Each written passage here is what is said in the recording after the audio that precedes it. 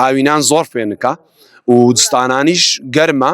ئەمە ڕەشماڵی کوردیە، ڕەشمار یاخود ڕەشماڵی پێ دەڵێن لە زۆربەی ناوچە کوردستانەکان لە ماوەی پێشوودا لە ساڵانی پێشوو بەکاردات، بەڵام ئێستا نە دروست دەکرێتن نە بەکاریش دێ، بەڵام تەنها لە بۆنە نیشتیمانیەکان و بۆنە نەتەوایەتەکان بەکاردێت. جا دەمێت باسی ڕەشماڵ بکەین لەبەرەوەی زۆرێک پێیان وایە ڕەشماڵ ئاوناستە بنیوە. جا دەمێت قسەی زیاتر لەگەڵ کاکەمیر کە شارەزایەکی باشی کاکەمیرەکە بێت تێرە سوپاس دەکەم.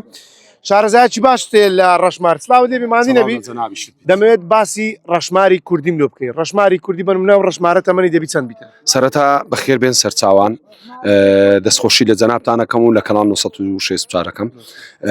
ڕەشماڵی کوردی لە مووی دروست دەکرێن، مووی بزن کە بزن ئەوەل جار بزن دەبڕدرێتەوە. ئەگەر بە مەرحەلە با پێت برێم لەوەی شتەکە بۆ خۆی بگات ئاوەک خۆی بگا ئەوەل جار بزن نەدەبڕدرێتەوە، بزنی بابرێن خۆمان بزنی کە ڕەوەندی هەیتمان لەو خەڵە مەردارانە دەی بڕیەوە چەند ئافرەتەك دەیڕێسن خەت خەتی دەکەن بابرێن بەتەشی دەڕێسرێ ئەوجا لە دوایوی دەچندرێ پارچە پارچەیە، یعنی باخۆی بابرێن لەوانەیە ممچینە مەتر مەتر بیتن دەچندرێ جوان ئەوجا دوایە دووبارە لێک دەدرێتەوە.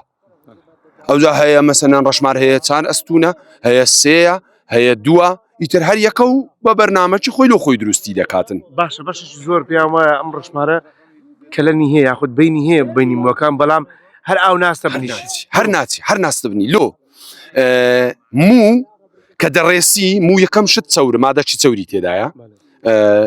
لە هەمان کات ئەو مووە بابرێن وەکو دەستی من وایە ئەو هەیە ئەوە دەداتە ئەویدی دەداتە ئەویدی حتا فڕیت داتە دەرێ بە قات دێتە خوارێ هیچ ئەوەی ئاویش ممچینە یەکەم بارانی کەرلەی دەدا لە شوێنەکی بچووک درۆپەک شتەکی دەکا پاشان نامینێ ئەوە قانونیتی. ئەو ڕەشمارە ئێستا لێرەیە ئەم تەماشام کردەوە پێی تەمەنی کۆمبیتن پێ بە تەقریبی تەمەنی نزیکەی چەند دەبێت؟ ممچینە لە سەروی 30 هەتا 40 ساڵی هەبیتن ئەوە ئێستا ئەو ڕەشماڵە لەبەرەوەی ئێستا نمایە خەڵک دروستی بکات نمایە ئەو ئافرەتە نمایە لەگە ڕێزم لە بۆ ئافرەتانی ئێستا ئەو ئافرەتەی قەدیم نمایە جیلی ئێستایی سناپە خەریکی سناپی و تەواو ئاگای ڕخی ڕەشمار و دروستکردنی نییە چیا دەزان ئێستا تەشێکی بڕێسیتن.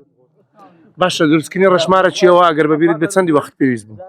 ممچینە عایلەی گەورە بابرێن لە عایلە گەورەی و مەڕدارەکان کاتی خۆی دروستیان دەکرد ئەوانە عایلەکی گەورە دائیم سێ ژن چار ژن ڕستن هەر هیچ سێ چار ژن پێنج ژن خەریک دەبوو چنینەکەی سێ ژن و چار ژن بوو ممچینە بە لە خلالی 4 مانگ 5 مانگ هەتا ساڵک ئەوجا دروست دەکرا ئەوەندە وەختی پێویستە لەبەرەوەی هەموو ئیشی دەستە.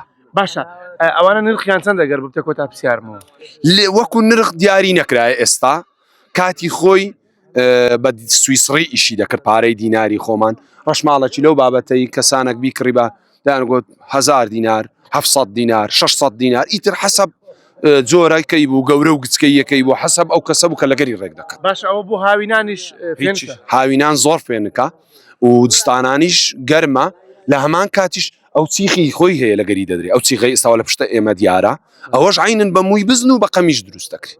زۆر باشە کاکەمیر دەست خۆش بێ سپاس دەکەم دەست خۆش بێتن. ئەمە قسەی کاکەمیرەکە و شارەزایەکی باشیە لە ڕەشماڵ وە خۆی باسی کرد کە لە ئێستادا ڕەشماڵ دروست ناکرێت لەبەرەوەی 3 بۆ 4 ئافرەتی باشی پێویستە لە ماوەی 4 تاوەکو ساڵێکی پێویستە 4 مانگ بۆ ساڵێکی پێویستە تاوەکو ڕەشماڵێکی ئاوا دروست دەکرێت. لە ئێستادا ڕەشماڵ زۆر بەکەمی دروست دەکرێت بە نمونەی ئەمە یەکێک لە ڕەشماڵەکانە کە تەمەنی زیاتر لە 30 بۆ 35 ساڵیش زیاتر دەبێت.